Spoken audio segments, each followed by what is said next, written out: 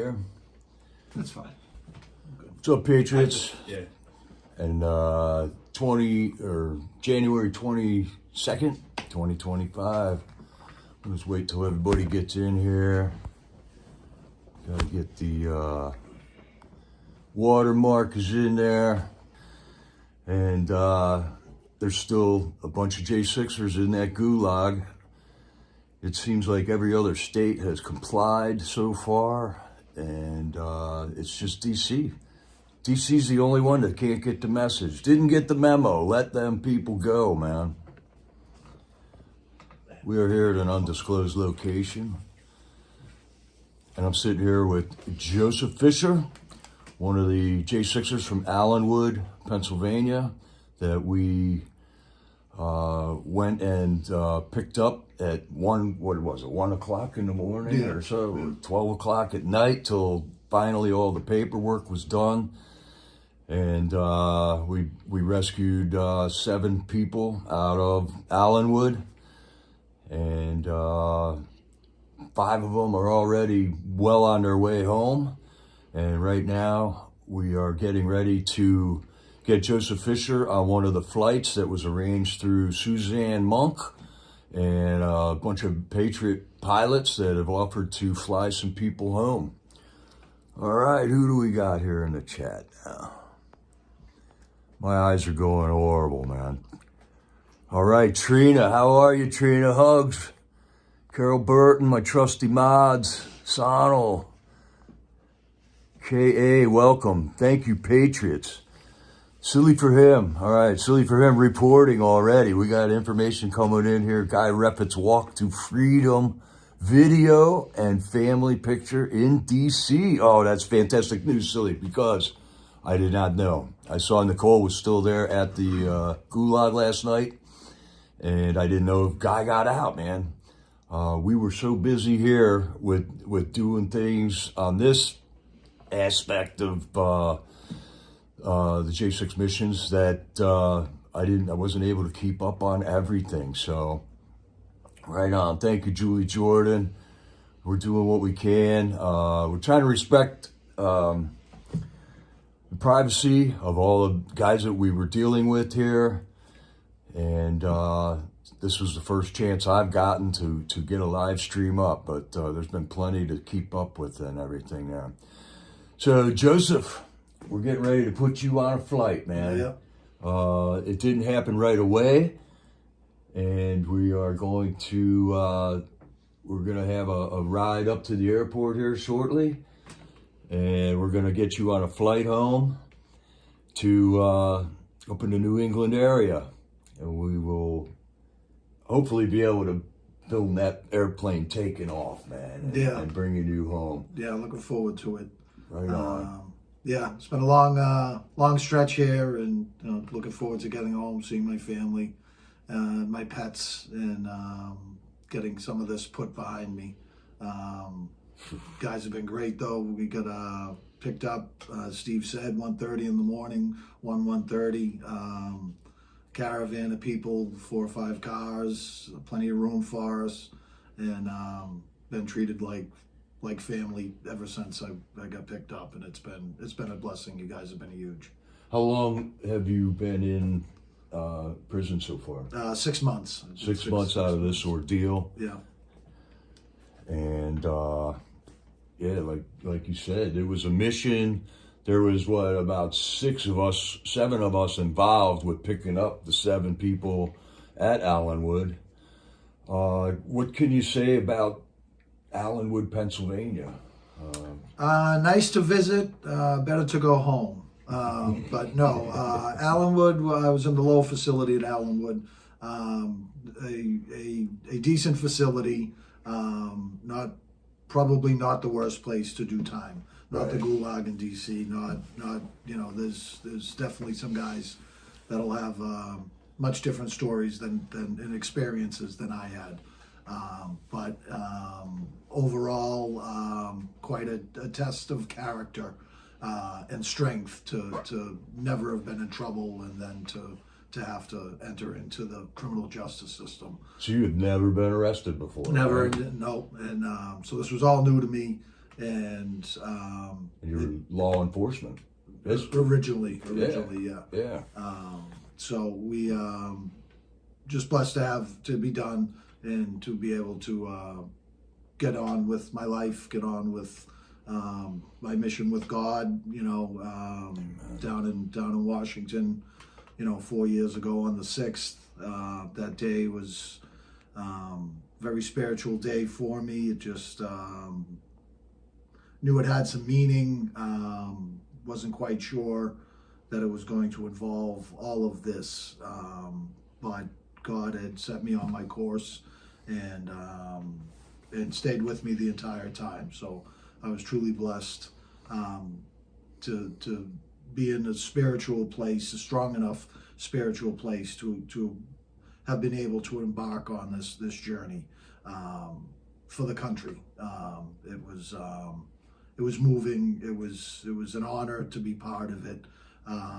It was a struggle at the same time. So very much bittersweet, to say the least. Yeah, we've been saying all along that many of us are on a journey in a direction, but we're all on different journeys in that direction. We got Tina. Tina's watching us right now. I'd say Tina McCloy was the nucleus of this aspect of what went on in the Allenwood operation here. And we thank you, Tina McCloy. Tina Yes. McCloy from the Lewisburg Vigil scene. She's been seen down in D.C. a couple times with the Gulag Vigil and helping us out. God bless you, Tina, and God bless all the other patriots that were involved with this. There were clothing donations made here. There were donations for hotel rooms made here. Mm-hmm. There was donations for just random help. I mean, getting these guys telephones as soon as they got out, food, clothing, and it was a lot of people involved with all of that, Yeah, an amazing experience to be blessed with such great people. It was, to be released and not know what you were walking out into, Tina being in touch with a couple of the other guys that were in Allenwood with me, and these guys were very reassuring. Tina's got it covered.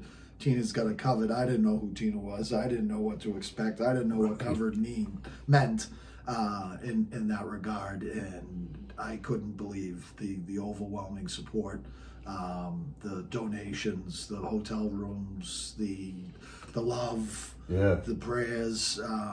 It's been overwhelming, really. And so I've been here out of prison now for a couple days. Spent time at Tina's house. Spent time here with Steve. Met a bunch of people constantly coming in, other like-minded MAGA people, patriots, to check in, say hello, send their best to me, congratulate me, and it's really been something. I really couldn't have expected it. Really. I think one of the highlights for me was Joshua Atwood coming home.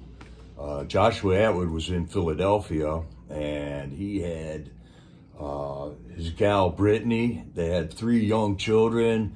Tina orchestrated a baby shower for Brittany.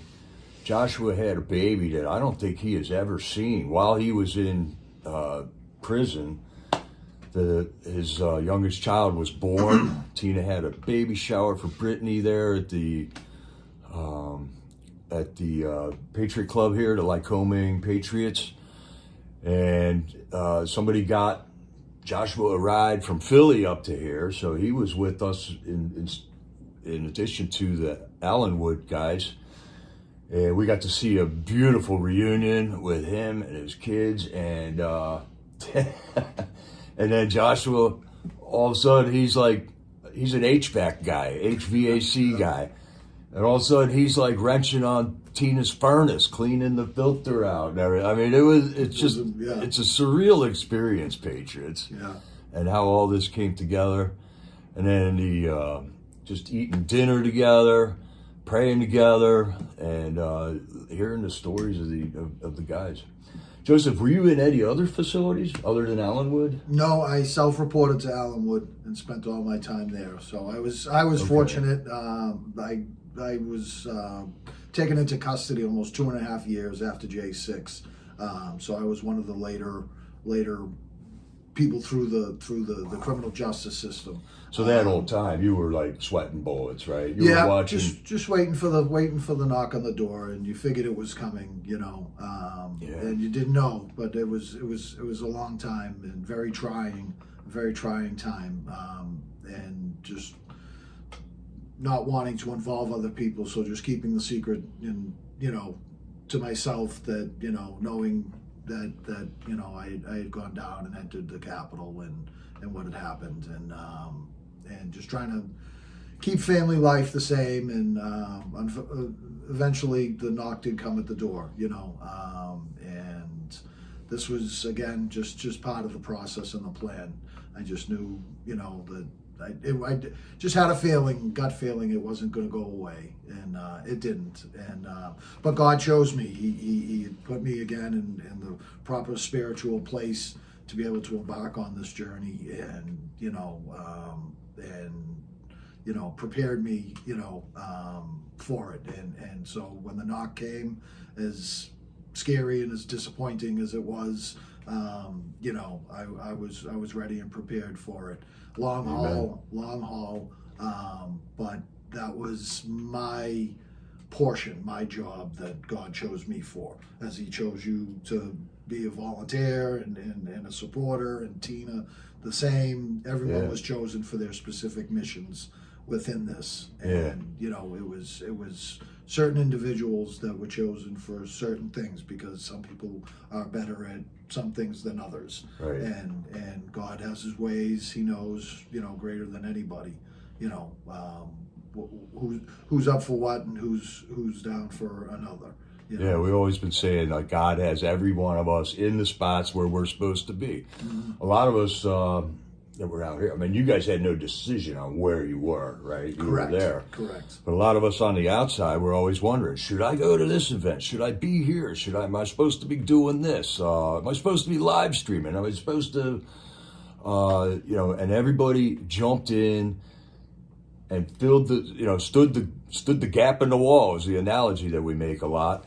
And those that had finances ready to fund things, everything. I mean, not just fund the commissary and the lawyer fees and just to be able to fund all the expenses that had to go in. We had to fund the house for Mickey and Nicole to stay in down in D.C. We had to fund their transportation costs. We had to fund their parking tickets from D.C. I mean, D.C. sucks. It sucks so bad to be there. But the Patriots were there.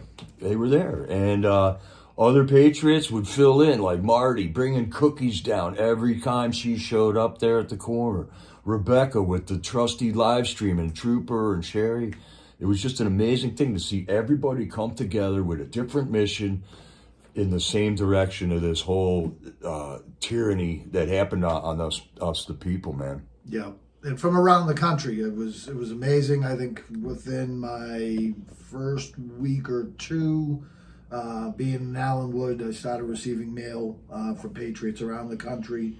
One person in particular, shout out to Amani Grow out of Florida. She was regular newsletter writer, commissary donator. Her and my mom Cheryl, just absolutely, on point. Newspaper subscriptions. I just can't say enough. And while you were in there. While we were in there, and I got when I packed up to leave, I packed a toothbrush and toothpaste, a book, my medications, and all my letters. I saved all my mail that I got from people from my family, and awesome. But most importantly, the supporters around the country. Constant people sending birthday wishes, Christmas wishes, prayers. So that stuff was integral to make passing the time and keeping the spirit alive. Amen. You know, to be able to walk down to the mailbox and check your mail, and to have something there, just some little touch of reality of the outside. Yeah. It was just hugely important.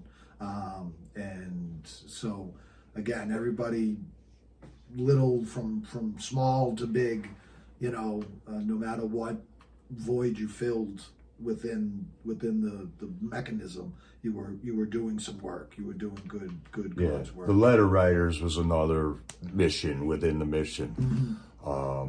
You saw that whole pile of letters that Tina mailed that got sent back to her. Yeah. Because these facilities are just horrible. White envelope, white paper, that's it. So Yeah. we would get notified if we had a piece of mail that came and then got returned to the sender. Oh, you were They notified would of that? notify of us. So Wow. it would say, you know, it was a card. Cards aren't allowed. Couldn't even you know. send them a card. I mean, yeah. how ridiculous is that? So white paper, white letter, white paper, white envelope, and like, what's the deal with that? Why weren't they letting you bring cards in? Can you like scrape the ink off and smoke it and get high, yeah. or So what, man? so You what know? happens is they have a drug in prison called K2, and it's it's supposed to be a synthetic marijuana, but they've even gotten it with fentanyl in it now. And what they do is they spray the chemical onto the paper. No And fooling. then if the paper got Okay. through, then inmates would smoke the paper and subsequently Unbelievable. get high. So Okay, that explains that. Yeah. And so every piece of mail we got we didn't even get the original. We just get photocopies. Oh, wow. Of the original. So, you know, unfortunately, like my wife sent me a bunch of Christmas pictures. And that particular day, the color printer must have been down, so I got everything in like black and white. Oh, it was terrible. man. It was our Christmas card, and so unfortunate. But they you know, to get the mail and to get the newspaper subscription, like I said, just, you know, just fabulous to have that contact with the outside world. So Right. Just people knowing, you know, that you're there. And Did you do a lot of reading of books or anything while you were in there? prison's a pretty busy place and pretty loud. So I got through one book while I was in there. Yeah, And okay. that was a bit of a struggle. So newspapers were about the best because you could focus on an article. And short. get through that with short and get through that. And yeah, it's a lot going on. It's very Right on. busy. Allenwood was a dorm room cubicle style facility, so you're in like almost like the size of an airplane hangar type place. Right. Building with all these little cubicles, 2 men to a cubicle, but everything's open air, so it's just loud. It's toilets, it's showers, it's Yeah. people talking, people playing music. Wow, it is loud. 120 guys to a wing, and so 120 people living their lives simultaneously makes for a Right. lot of noise and a lot of distraction. I'll bet. So adjusting to that is it takes some time. And like I said, I was only there 6 months, so I was blessed. 6 months out of a 20-month sentence, I was blessed to have gotten out short time, so to speak. You know, we had some other patriots down there who had spent 3.5 years, 2.5 years down in Allenwood. Wow. Spent some serious time. So I was blessed and fortunate to have been able to get my pardon and get out on relatively short time. So quite an experience, quite, you know, quite something to have gone through. Right, and especially with your background and stuff, never being in trouble before. If you're just joining us now, we're sitting here with Joseph Fisher, who was a J6er in the Allenwood facility, who just got pardoned by President Trump along with 6 others. I wrote down all the other guys' names, but let's see. We'll touch on them. I don't know if they'd be. There was, well, their names are out there. Yeah. We got Tony LaMotta. Mm-hmm. There was, man, I can't remember all their names though. We rescued 6 from the medium security or the low facility. The low, 6 from the low, 1 from And then there was the medium. another one in the medium facility. That was James McGrew. And actually, when we came to pick you guys up, we were not certain that James McGrew was going to be in with the whole release thing, you know. They kept us wondering there. I mean, they weren't just answering all our questions when we were looking to getting ready to pick you guys up. But when we did finally go to get them, we got the call at about 11:45. It took us a half hour to get there to pick everybody up there. They had all 6 of you guys ready, and we pulled up. A guard came out in his car, and then we saw these guys walking out, man, and that was what a happy, emotional moment that was for all of us involved there. Yeah. No, very much so. And I don't know. I was just thinking, let's get you guys out of here. We'll hug and we'll talk later. You know, we'll just get you guys out of here. And it's a strange feeling, you know, being picked up by complete strangers. Yeah, right. People we never met, people we didn't know anything about, but you knew that there was the common thread of what did they tell you patriotism about there. us? Did they tell you anything about us? So not really. Just that a person named Tina was, you know, the go-to person for contact for a couple of the Contact guys person, right? that had been in with the facility, you know, she was part of a group that of supporters, and you know they were going to help us out, and so I didn't really know what to expect. You know, to just, you know, take what you can get when you need something. So we, you know, needed my people were, you know, 6 hours away. So, you know, to need somebody to pick you up and somebody to take care of you at that point in the middle of midnight in the winter on a cold night, you know. Was there a facility that was closer to where you lived that you could have been at? Or Yeah, there was. Did you request that? The judge did put in for a request for it. It's Bureau of Prisons prerogative where they send you. I think it probably depends on bed space. Availability. Right, okay. And needs, physical need, medical needs, and so they have a process which they go through to determine what facility best suits you. You've heard about diesel therapy, right? I'm sure. Yes, yeah.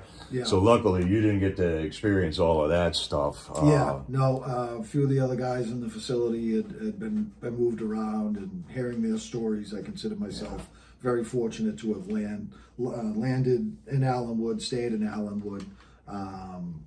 You know, I wasn't quite expecting the first 30 days I spent in the special housing unit, which is essentially solitary confinement, locked down 24/7.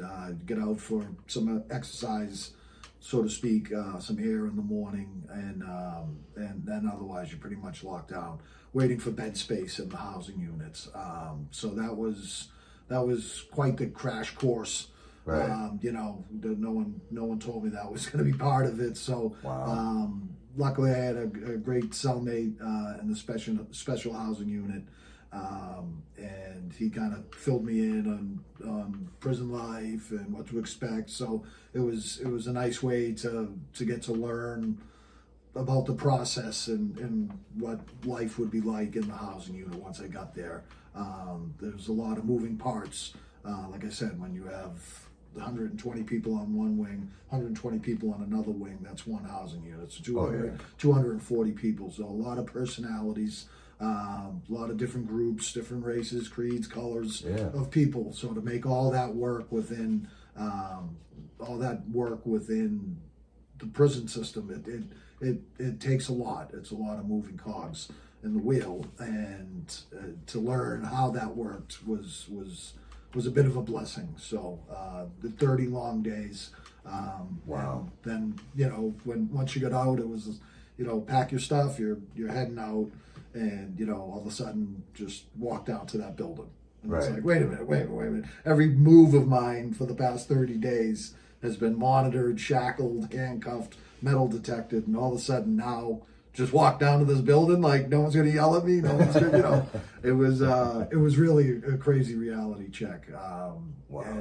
And the the difference between the two, being in the housing unit and being in the SHU, we call it, was miraculously different. A lot more freedom. Still, you know, everything's still regimented and monitored, but a much different experience. That's for sure. Were you able to do any type of work while you were in there? I know they have certain inmates will be given responsibilities in there. Yeah, so everyone gets a job inside the facility.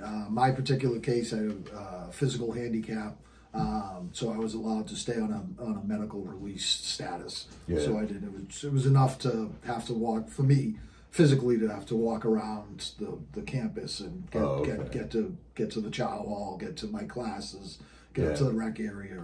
So standing long periods of time and working for me is difficult. So they were very accommodating with that. And yeah, just pretty much spent your days, you know, three meals a day, a lot of time up the rec yard, you know, working out, or it's just, you know, guys shooting pool, throwing darts. It's you know, it's got some library to read.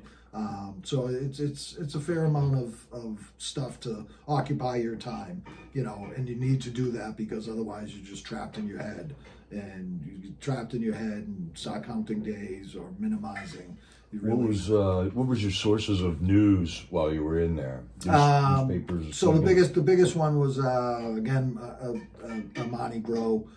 She'd get us subscriptions to Epoch Times. Oh, nice! That's a good. That's a good source. Great conservative newspaper. You know, some great articles and some reading there. You could go up to the library and they had periodicals and newspapers that you could read. So they had ran the full gamut. You could get. And then TV, you had NBC. So you had a couple newsrooms. Mainstream. So a newsroom with Fox News, one with CNN. Right. So you could get to, you know, both, depending what side of the aisle you were on, you got to experience it. Right. And then a main TV room with multiple TVs, so you could watch sports and movies that were on regular TV and TV programming and stuff. So interesting. They give you a lot to fill your time, and it's important to make use of that. To use that time. To use it up. Yeah. Just. Yeah, you got nothing but time in there, right? That's all you got. So you got. Yeah. And so one of the major big things, thankful to President Trump, 2016, his first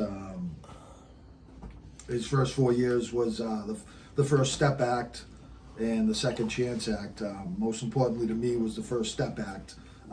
So you could do positive programming within the system, take classes in wellness, psychology, education, and so that stuff was great because it was something that, you know, got you out of bed, got you up there for an hour or two. It chiseled down your time too.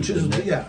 And you know, someone teaching you a class just psychologically just to help burn some time. But it also went to your release date. So the more programming, positive programming you did, the more time you would be getting off. Yeah. You know, and that was, you know, one of the most talked about things within the system by all inmates and that was the most respect that you heard for President Trump from all inmates that was within a Trump the system program. was First Step Act and Second Chance Act that you know, giving people the opportunity to be able to further themselves, better themselves, but with a focus of getting out earlier, you know. So really. So prior to the First Step Act, I mean, I guess there were other programs, but not incentive based. This is incentive based because it cuts down on your time. Yeah. So they're really important psychologically to know your programming for a reason. Interesting. You know, going towards your release time makes for computation of good time and programming time that winds back every 30 days. You know, your release date changes. So it's almost like looking forward to that that update. You get your update. In addition to like good behavior, not Correct. having any disciplinary strikes, Correct. and Yeah. things like Yeah. that. So Yeah. see, now those seems to be good methods for incarceration. The whole thing should be a reformation of people. You don't want people to get out of jail and then do the same thing that they did to land in there in the first place. Yeah, and So- there was huge shout out in prison for Pam Bondi during her confirmation hearing, because in her opening statement she mentioned furthering the First Step Act and the Second Chance Act and other reforms in prison for prisoners, and Yeah. that was the talk. That was the talk of the housing unit, was Right. because it's if someone's looking out for you, someone's doing something for you, you're appreciative. No matter who you are, law-abiding citizen or someone who's in the criminal justice system. It's nice to be helped. Yeah. It's just only human nature to feel good about that. Right. And when you have an administration that's helping people, all people, Right. that goes a long way. That was the one thing that got magnified throughout this whole ordeal, was the lunacy of the incarceration systems around the country. That just seems to don't work for our advantage. I mean, it's a huge expense on society to have a prison and to incarcerate people. Mm-hmm. So you would think that in the interests of civilization, of society, that we want to reform people who are have a criminal mind, thieves and drug addicts and things like that. You guys are an anomaly to all of that, but that was one thing that just got magnified by this whole ordeal. Mm-hmm. And looking into the future, one of the things I'm looking at is getting involved with my local prison, either in a ministry or a victim or an advocacy type position, where if I see a raw deal being handed down by a court, that I could like jump into action and start looking into things that would help this person. And that it is great to see Bondi out there, saying let's improve on this program. Mm-hmm. Here we got a good start with the first Step Act. First Step Act. Yeah.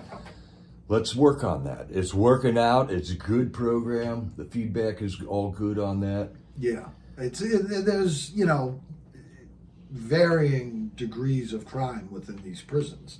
So within the low units, you have people that might be doing 20 years for a drug bid or a weapons charge, and you got the white collar crime guy that's doing 6 months. You know Right. what I mean? And so you have all these just sheer number of inmates in there for varying stuff, Yeah. and all mixed and shoved in together. And you're in there and you're all of the same mindset. All right, I've done something and I'm in here and I'm getting punished for it. Understandable, but you see people kind of at their best. You don't see them in their street culture or their criminal mindset. You see them as regular people, just acting regular, because there's